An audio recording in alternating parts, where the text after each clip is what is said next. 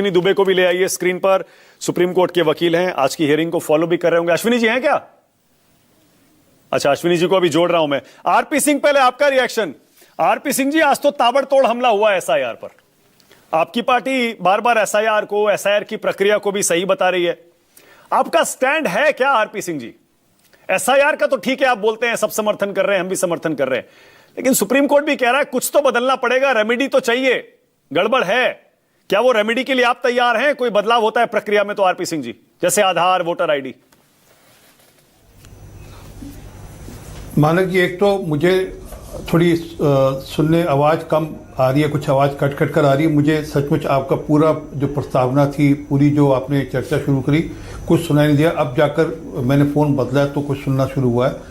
मैं निवेदन करूंगा, अपने आप बोलते एक बार ठीक करा दो, बड़ी मेहरबानी होगी। तो सुप्रीम कोर्ट की बात जो मेरे को समझ में आई, आप पूरी बात बोलते सुप्रीम कोर्ट ने क्या कहा ये भी तो बताते पूरी बात। सुप्रीम कोर्ट ने कहा कि अगर कहीं गड़बड़, अगर आपने नहीं ध्यान किया तो हम उस पर रेमेडियल सोल्यूशन करेंगे, अगर नहीं किया तो। ये तो नहीं साबित किया कि आपने कर दिया, कि ये तो नहीं कहा कि आपने ये गलती की, ये गलती की, इसका ये रेमेडियल सोल्यूशन है। उन्हें अगर भी जोड़ा है, अगर मतलब कि इलेक्शन कमीशन को उसका जवाब देना है, इलेक्शन कमीशन का जवाब देगा। और इलेक्शन कमीशन का मैं जवाब देने वाला नहीं, इलेक्शन कमीशन के बेहद पे इलेक्शन कमीशन जवाब देगा उसका। परंतु ये पूरी की प्रक्रिया पर जो प्रश्न उठा रहे थे कल तक, सुप्रीम कोर्ट ने उसको निरस्त तो नहीं किया। जो एसआईआर की पूरी प्रक्रिया पर प्रश्न उठाया जा रहा था कि नहीं पूरी प्रक्रिया ही गलत है, सुप्रीम कोर्ट ने उसको भी नहीं कहीं कहा कि ये गलत है। तो सुप्रीम कोर्ट ने ये भी नहीं माना कि ये चुनाव आयोग के अधिकार क्षेत्र से बाहर है, जहाँ ये गैर कानूनी है, ऐसा भी कहीं नहीं कहा। और ये जो बार बार अलग अलग लोग जाकर एसआईआर पर प्रश्न चिन्ह लगा रहे हैं, वे लोग हैं जिनको दिक्कत है, क्योंकि चुनाव जीतने की दिक्कत है और उसको वो किस ढंग से निकालें, ये सारी मूल बात है।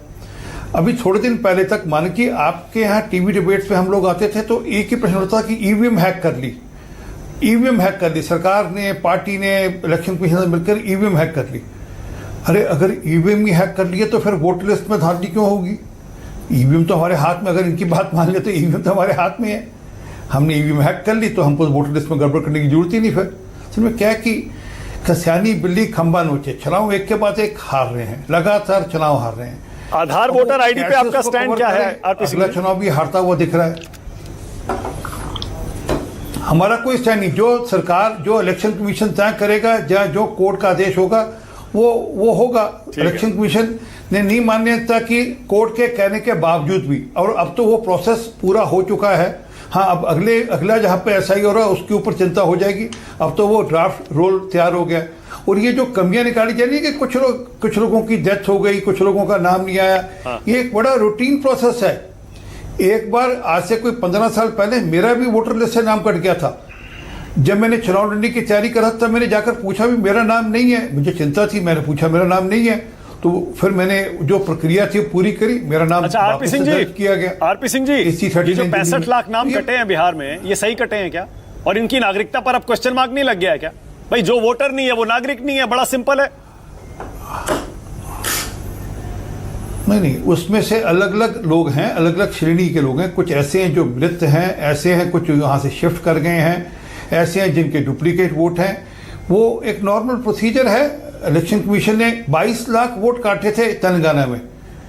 रेवंत रेड्डी साहब ताड़ियां बजाकर खुश होकर कह रहे थे वाह वाह, इलेक्शन कमीशन जिंदाबाद, वाह, बीआरएस के 22 लाख वोट काट दिए, हम चुनाव जीत जाएंगे। और चुनाव जीते भी, वो 22 लाख वोट कटे थे। तब तो इनमें से कोई नहीं गया कोर्ट में जाकर कहने के लिए भी आपने गलत काटे हैं। अभी जो पार्लियामेंट्री इलेक्शन हुआ उससे पहले कोई 5,48,000 वोट ओवैसी साहब की हैदराबाद की सीट पर कटे।